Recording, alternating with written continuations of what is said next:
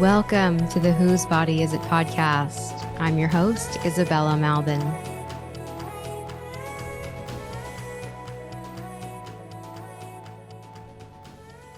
For those who don't know me, I'm a birth worker, a life coach, hypnotist, and a former liberal feminist turned radical truth teller.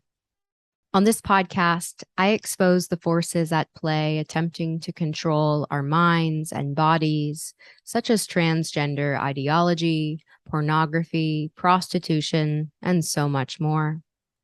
Together, we'll untangle patriarchal lies as you listen to jaw-dropping interviews with women from around the world.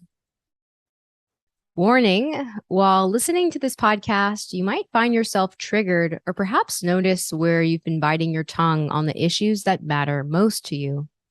In my coaching and hypnosis, I help women and men stop getting triggered by every single thing, cultivate resilience, stop unwanted behaviors, and increase self-confidence. You can book your first session at whosebodyisit.com, and you can find that link in the episode show notes. And I just want to say that it's because of your endless support that I'm able to interview amazing women, get their stories out, and produce regular episodes for you. So with that being said, please like, comment, and subscribe to my channel on YouTube. And if you're listening in, leave a rating and review on Apple Podcasts or Spotify. And also consider making a financial contribution via the link in my show notes. You can also visit my activist sticker shop. My pro-woman stickers have the power to intercept transhumanist programming. So take a photo of your stickers out in the wild and tag me on Instagram at Whose Body Is It? Okay, so now that we know that Roe v. Wade, in fact, was overturned, you may have felt the panic in the air over the past year. Perhaps you're totally withdrawn from the system, or perhaps you still think that abortion pills and in-clinic abortion is the only way to safely end a pregnancy. Well, in my upcoming retreat with Mary Lou Singleton, we are going to teach you everything you need to know about the art of menstrual extraction. This is one of the lesser known at-home abortion methods, and it's something that you can practice peer-to-peer. So if you're finally ready to step into a community-supported, women-centered, autonomous abortion method, this retreat is for you. We are going to be in Truth or Consequences, New Mexico at the historic La Paloma Hot Springs and Baths. So the retreat is going to be a combination of workshops on fertility awareness method, learning the language of your cervical fluid, menstrual extraction, of course. We're going to also be getting into herbs for abortion, needling, acupuncture, and acupressure for abortion, and so much more. So if you are committed to women's health, maybe you already work with women, or you want to work with women, or maybe you just want to have this under your belt for yourself and the women in your community, this is the retreat for you. There is nothing else like this offered, from my knowledge, at least in North America. And we are so honored to be able to learn from Mary Lou Singleton and also my friend Kate Adder, who is a classical Chinese medicine practitioner. To learn more about the retreat, to book your spot, head to whosebodyisit.com. And we hope to see you the first weekend of February. Without further ado, let's get into this week's story. Marissa Darlingh, a Milwaukee elementary school counselor, was fired from her job after speaking out against transgender ideology at a feminist protest in April of 2022. Marissa was harassed, doxxed, and stalked. Her property was picketed and her yard littered. She even found ads on Nextdoor, Instagram, and a news article in the city paper coordinating the protests and harassment against her. Marissa is now suing the school district. In this episode, we discuss how the antisocial and threatening behavior trans rights activists indulge in online is actually training for their real-world behavior, targeting and harassing women who resist the pedophilic grooming of children into gender identity. Marissa also speaks to the skills she teaches kids to become embodied and her newfound appreciation for the First Amendment. Let's start with like maybe a crisis point. Like you were a school counselor doing the work that you have a degree in, doing the work that you're passionate about, you know, working with kids, working at a school that you loved. When did you start to, I guess, notice that what was happening with the kids and kind of the predominant culture that was being imposed, you know, at your school? When did you start to notice like a kind of a break when you're like, oh, wait, what is happening? And like, I'm not for this. Like, I'm kind of curious about that time period or those moments. Yeah, so fortunately, I was most recently working at a K through 5 school where the gender ideology stuff hasn't really reached its tentacles in too far, but there are a couple classrooms, a second grade bilingual classroom and a fifth grade monolingual classroom, where the teachers really made it a point to have all kinds of like signals, flags, everything that you can probably picture being shown on libs of TikTok was in these, concentrated in these couple of classrooms. And I knew that I kind of had to start keeping an eye on how things were progressing as far as what was happening with those two classrooms when I learned that one of the teachers, a female teacher, was having her students call her mix so-and-so. And talking with her students and sharing stories with them about how she always felt like she was more comfortable in boy clothes. And in the same classroom, the teacher had set up what she called her chill corner for students to go to when they were like either like emotionally overloaded or in need of some time to reset or refocus. And then above the chill corner, directly above the chill corner, she had the progress flag, the trans flag, and the non-binary flag hanging. And so I felt concerned about this because kids were going to this space in the classroom when they were already in a heightened like emotional state and seeing these symbols. And there's going to be a connection there. There's going to be something that goes through a child's mind, connecting the fact that this is a safe space with these symbols, and that penetrates their being, especially when they're already raw and vulnerable and in need of some kind of comfort in any given moment, you know? So unsurprisingly, this teacher and the other one, the second grade teacher who had a flag in her classroom that spelled out the word human with each letter representing a different colored pride flag, both of these teachers ended up being among the people that protested in front of my home when they found out what I had said about gender ideology at a feminist rally on my own time. So that I think probably definitely qualifies as a crisis point. I remember the day, June 18th. It was a few days after the school year had ended and a few days after I had gotten suspended and trespassed from my job. I had been out doing errands with my dog that afternoon, and when we came home, we found our front yard littered with picket signs and mini trans flags, and people had written in chalk all over my sidewalk and my driveway, just different kinds of messages like no TERFs in public schools, Marissa about to lose her job, all kinds of stuff. And it was cool. It was a coordinated effort because I found Facebook ads for it after the fact. I found ads on the Nextdoor app. And I found live videos. I found Instagram posts from my coworkers who posed with their Honor Our Trans Kids picket signs. There ended up being a news article in the Milwaukee Journal Sentinel about the event. They sent a photographer out. And since I live near the central office building for Milwaukee Public Schools, they marched from the central office to my home. It's a good 2 miles. So it was this whole coordinated thing. They, I guess, had hoped that I would be home since it was a Saturday, but since it was a Saturday, I was out living my life.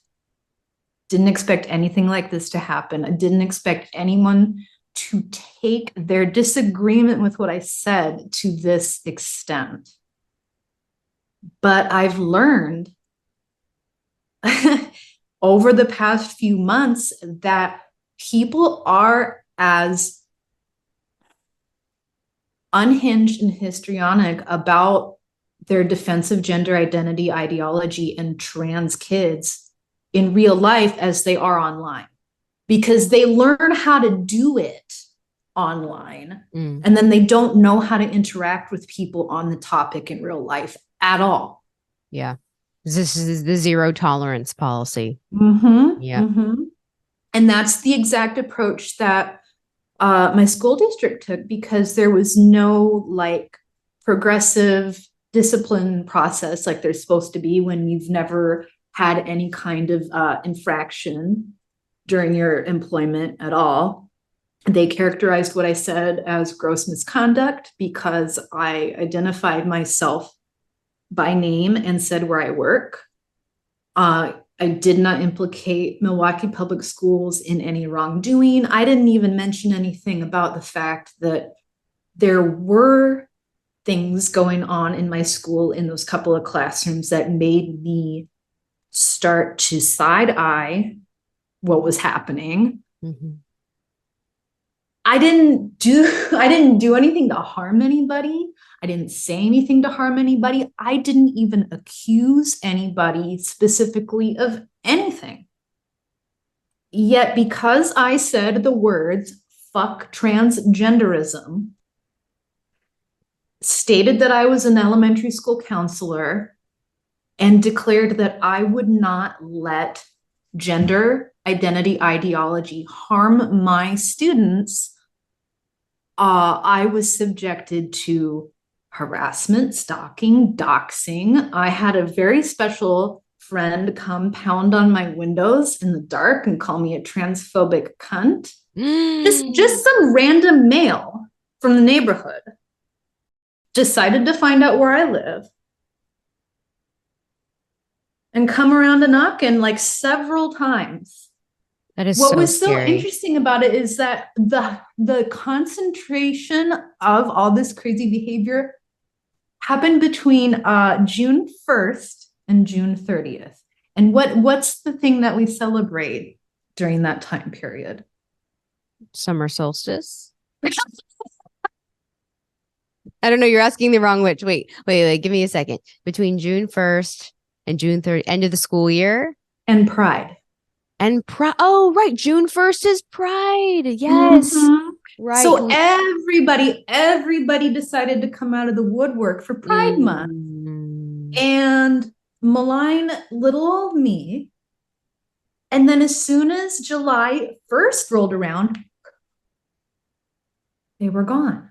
They were gone. The only thing that continued after that point in time was an online petition to the Wisconsin Department of Public Instruction to try to get my license revoked. And that is still under investigation. So I've got the state after me. I've got the district after me. I've got coworkers after me, community members who I don't even know after me, plus people from out of town, out of state, just random online people. So when radical feminists tell you that it is this bad when you speak up, believe them. when we tell you that there is a very real risk that you can lose your entire livelihood and have your life turned upside down simply for saying that children cannot be born in the wrong body, believe us. I'm not exaggerating. It's unbelievable. This was a huge reason why you moved. Is that right? Did you end up moving? Absolutely. Right. Yeah. This was cause for, I mean, that is freaking terrifying. I mean, it's all beyond belief, but like someone pounding on your bedroom window that you're a transphobic. I mean, like, It wasn't my bedroom window, but a man pounding on your window, coming onto my property to do so, that's scary enough. oh And yeah. yeah, I do have that crowbar. Homeboy seemed to think I was playing. It's called a Wonder Bar actually, but I can't not have this next to me anymore. And maybe people think I'm being reactionary, but when you're getting death threats, when you're being told to starve to death, when people know where you live, and when we know how hateful and how vitriolic people are towards women who speak out on this, this doesn't seem so crazy anymore. No, Yeah. that is so frightening. I remember when you were posting photos of the chalk war going back and forth. They'd write something, you'd write something. They'd write something, you'd write something. But this was all happening like outside your front door. Mm-hmm. To be fair, I started it. You started the chalk war. I did because I was walking my dog one day and I just happened to find some baby pink and baby blue chalk on the ground. And I felt inspired, since I own my property, to write a message to let my community know where I stand, because I live in a very virtue signaling area of Milwaukee. Every other house has some kind of "in this house we believe" yard sign. There's lots of "we back the vag," Black Lives Matter, stand against racism, like every virtue under the sun. We back the vag. Yeah, so is that like a pro-choice sign? I've never heard that one. Okay, we back the vag. So if you travel outside of Milwaukee, it gets more conservative.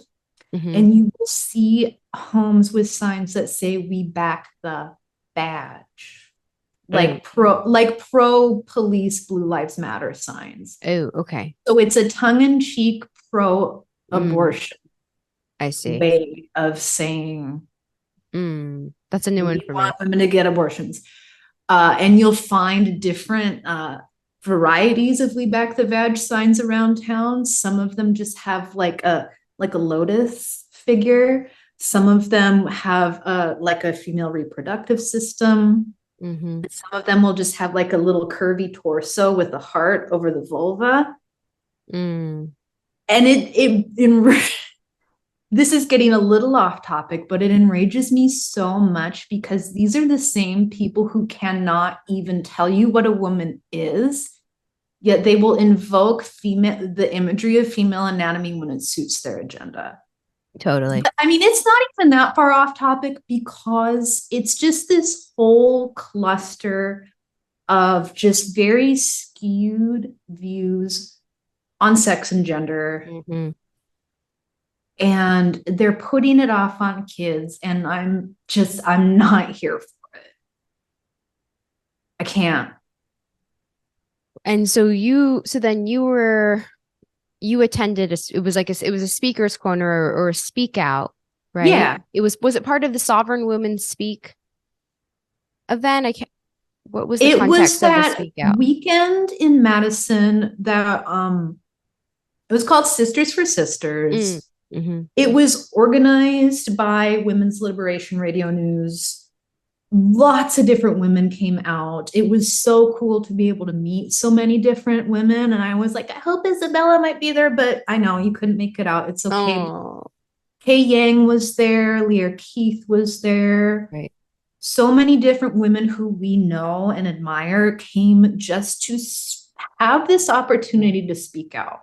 And so I felt inspired, I felt emboldened, and I was also super pissed Mm-hmm. because when the time came for us to have that speakers corner part of the whole weekend, the trans activists found us, of course, and they infiltrated the space, of course, because that's their favorite thing to do, is take space away from women. Mm-hmm. And they refused to cede the steps at the Capitol when it was our permitted time to be there. The police were there, they did nothing. And so I encouraged some women to like encroach on the space where the TRAs were standing and refusing to move, to reclaim it for women, because we were there to speak. And so, unsurprisingly, they were very, very hostile. And I got angry. I said some things. I might have called a man who thought he was a woman. I know, I'm sorry. No, I'm not. I declared that a man was a man to his face, and he did not like that. So he yelled back at me, calling me a lesbian Nazi. There was some other guy that just called me a cunt. I mean, just a little bit of everything. And of course, all of their handmaidens. And several of them were wearing, you may have even seen this shirt because it's kind of everywhere now. This t-shirt that like kind of invoked kind of like a cholo hardcore design that said "Protect Trans Kids" with a rose and a knife motif. Oh, yes. Yeah. I know what you're talking So about. several of them had that shirt on, and I can't abide that, because no child is trans. No child is born in the wrong body. And so I did not plan on speaking, but after dealing with that level of verbal abuse and seeing so many people so willing to just be so nasty to protect the supposed rights of children to have their bodies mutilated, I was like, hell no. You're going to hear from me. And I don't know exactly how it's going to come out, but I'm going to say it. And I started saying some things, and then they started yelling, and I had to just stop. And we had to start chanting, like we so often do, "Let women speak, let women speak." And so I was only on the microphone for maybe 3 minutes, and I had to just chant "Let women speak" to drown these people out for 60 seconds of that. So I was worked up, I was angry. I said the F word about 5 different times. And the only thing I will say about that is I'm usually much more well-spoken on the topic. So it is regrettable that my message came out the way it did. But I'm still allowed to say the F word on my own time. I'm still allowed to speak out on a topic of public concern as a public employee. MPS is just mad because of the way I did it. Well, that's what they're saying. But isn't that always the thing? It's like, well, your delivery just wasn't, or the tone, or this is often just an excuse for like avoiding the content, like addressing the content and taking a stand on the content that what you're actually saying. Yeah, but they'd probably Right. be too afraid to do that too, Right. even though their gender guidance policy doesn't provide any kind of evidence-based backing for why I should be teaching my kindergartners about gender identity. There's no rationale, there's no data that shows that this Mhm. is helpful for kids to be learning about in school. There's nothing Mhm. that shows that it has a positive impact on their academics or their attendance or their behavior, which are the three data points that I, as a school counselor, am tasked with positively affecting through my program, through everything that I do. Mhm. Mhm. And in my school in particular, we had a suicide risk assessment rate twice that of the district, which means kids in my school were making remarks or writing or drawing things twice as often as a kid in another school. And so that tells me that's where a large part of my focus has to be in my work as a counselor. I don't have time in the day when my students are suicidal to be prioritizing preferred pronouns, teaching them about pronouns.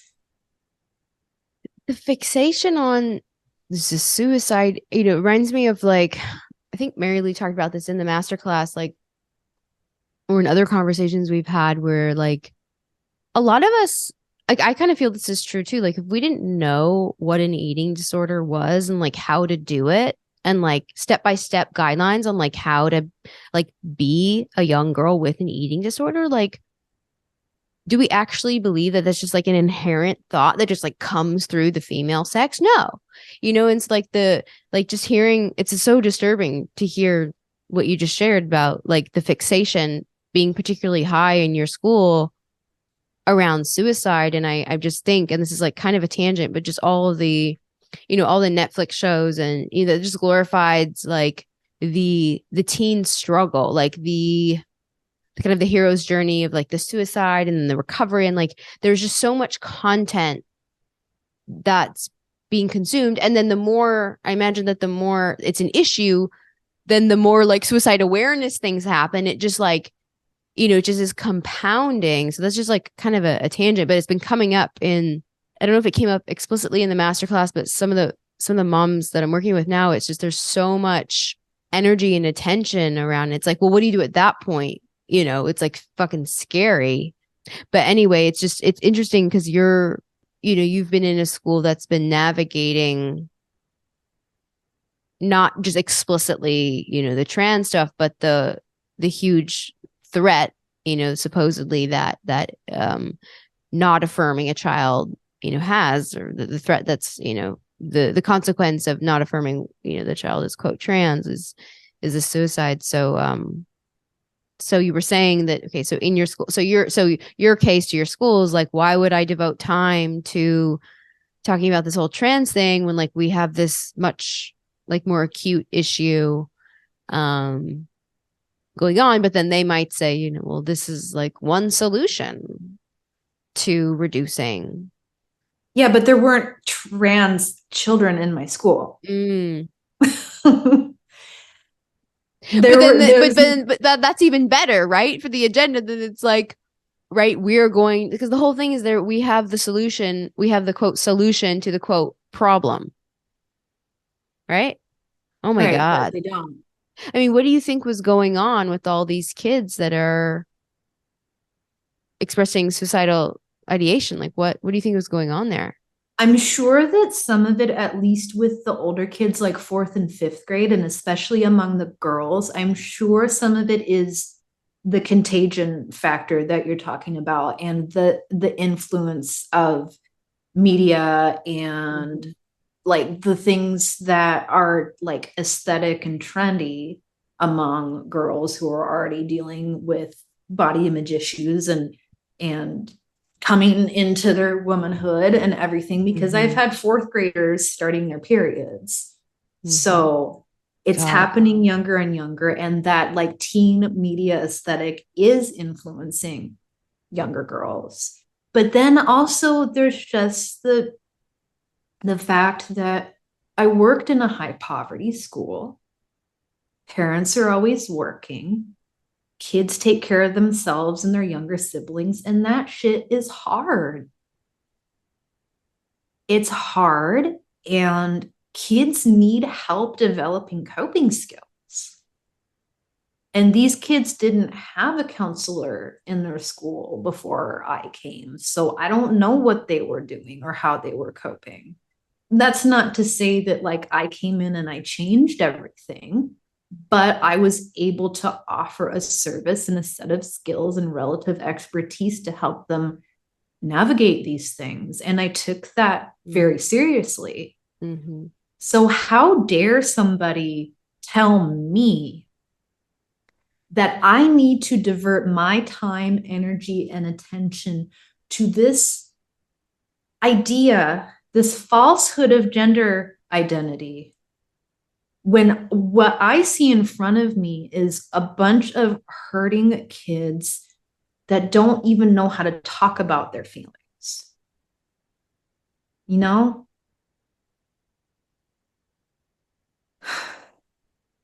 So I focused a lot on teaching mindfulness skills. Like we would start every counseling session with some kind of mindful breathing, mindful listening, mindful movement, just something to get them into their bodies and into the present so that when they need those skills, they've got them. When they notice that they're starting to feel upset or angry or frustrated, they know what that feels like in their body. And then they have a quick thing they can do to bring that down.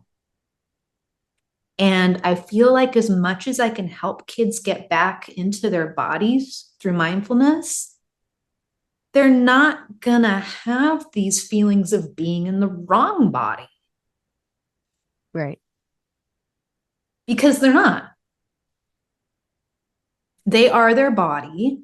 Their body is special. Their body belongs to them, and there's nothing wrong with it. So, for people who have no idea what it is that I do, who have never observed what I do, who don't have the experience that I do, or even an interest in the things that I'm interested in, to say, you're doing this wrong and you're not allowed to do this anymore. And you are immoral for doing your job with integrity. For people to say that, it's just, it feels like such a betrayal.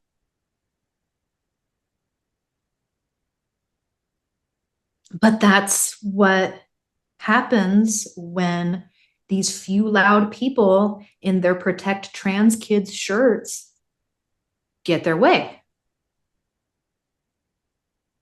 Normal people like me who have integrity, who want to do the right thing, and who want to follow the science, who want to have measurable data to show this is having an effect and this is not effective, we just don't get heard.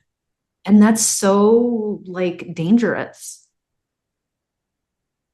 Like this is so unsustainable. Yeah. In public schools, especially, it cannot continue like this. We've already seen, like, through everything that like Libs of TikTok has exposed, everything that Eyes Inside the Classroom has exposed, Education Veritas, Courage is a Habit, all of these organizations and accounts and social media presence has exposed that things are going downhill really fast. And I don't blame parents for pulling their children from public schools. I don't blame parents who would have never considered homeschool before suddenly saying, I'm going to homeschool my kid because I'm not doing this. Yeah. Because children are exposed to harmful things in public schools, and gender identity ideology is one of the main things. Yeah. So that's another reason why I decided to say what I said, and I've doubled and tripled and quadrupled down on it, because I want parents to know I'm not down with this. I don't agree with it. And I want to try to make public schools better. Like, I want to do my part to try to redeem the education system. And for me, that means denouncing these things that I believe really harm children, doing it loudly and vocally, and not backing down. And also making it known I'm doing this from a radical feminist foundation. I'm not like a religious conservative. I'm not a political conservative. I'm not, I guess you could just say I'm independent, but I'm also just not. I'm not going to play into this broken system, and I'm not going to use my position as a counselor to perpetuate it. But they don't like that, and so they just eliminated me. But you're suing them. I'm so suing them. Yeah. I was very fortunate to get hooked up with the Wisconsin Institute for Law and Liberty. And my lawyer, Luke, let me know from the outset, you might want to check out the other cases on our website because we are conservative leaning. And I'm like, I don't care. They stand for free speech. They support everybody's right to speak out freely because it is our First Amendment right as Americans. And I'm not gonna reject their help just because I may not agree with some other case that they litigated 4 years ago. You know what I mean? And like I said, when I talked to Laura Ingraham, because I got invited to talk on her show back in June, I've just decided to get out of my own way when it comes to partisan politics around this issue because it's about the safety of kids. And as a result, Fox News has let me call myself a radical feminist on more than one occasion. So I'm going to go where the support is, and I'm going to go where I'm allowed to speak. Yeah. Unfortunately, that's not CNN. Unfortunately, that's not Wisconsin Public Radio or even my local paper, because both of those outlets have characterized me as being anti-trans. So original. Right. All I can do is shake my head okay, everybody, okay. With the public record, what is the lawsuit state? What are you suing them? We are suing for reinstatement to my original position at my school and back pay and any kind of damages that are applicable. Yeah. And that's more than I could hope for. I'm not trying to get millions of dollars from anybody because that's just taxpayer money anyways. I just want to go back to work. Just want to do my job with integrity to the best of my ability. And I've had people ask me, well, gosh, do you really want to go back to that school? Because, it's a hostile environment. And I'm like, yeah, I want to go back there. Everybody else can deal with their feelings. And go ahead and wear your little "This Educator Protects Trans Youth" t-shirts every day. Coordinate another day where you all wear them at the same time, what happened right before I got suspended. Go for it. That's your problem.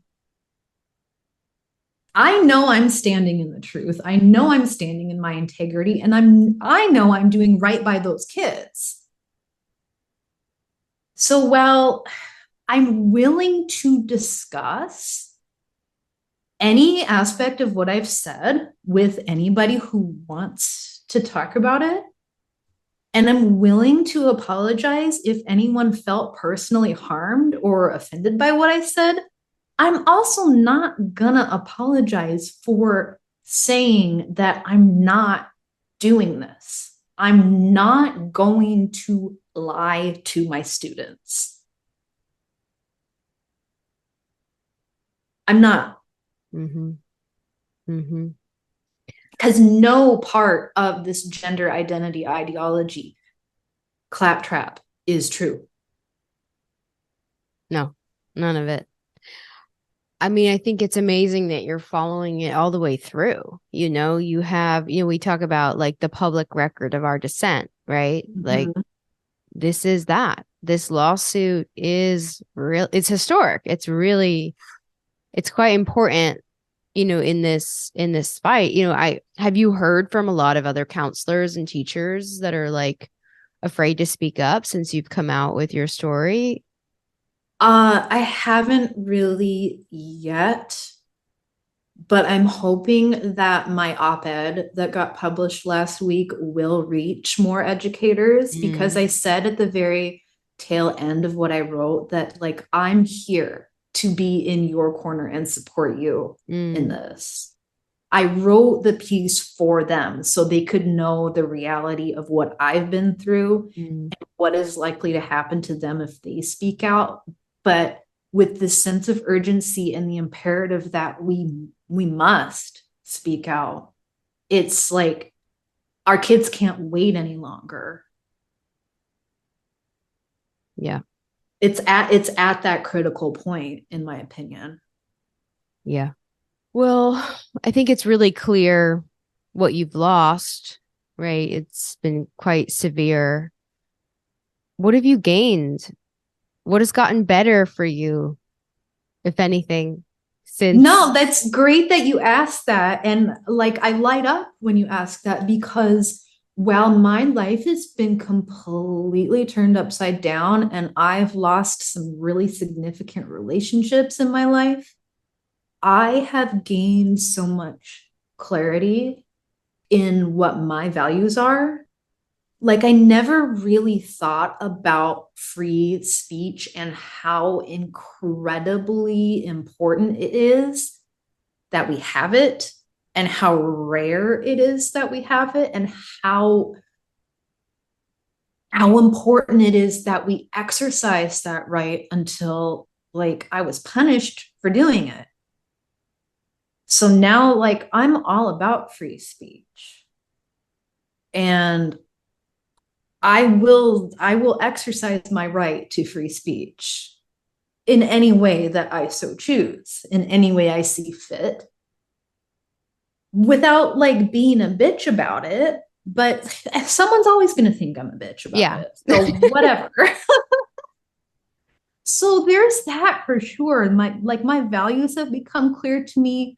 I've also met and connected with so many different kinds of people from all walks of life Mm, through this experience, online, offline, at the gas station, while I'm walking my dog. I found a new church community. I mm, found a new connection to my spirituality and my mm, relationship with God.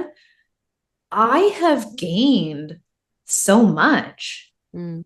Now that I think about it, it's been a wild ride.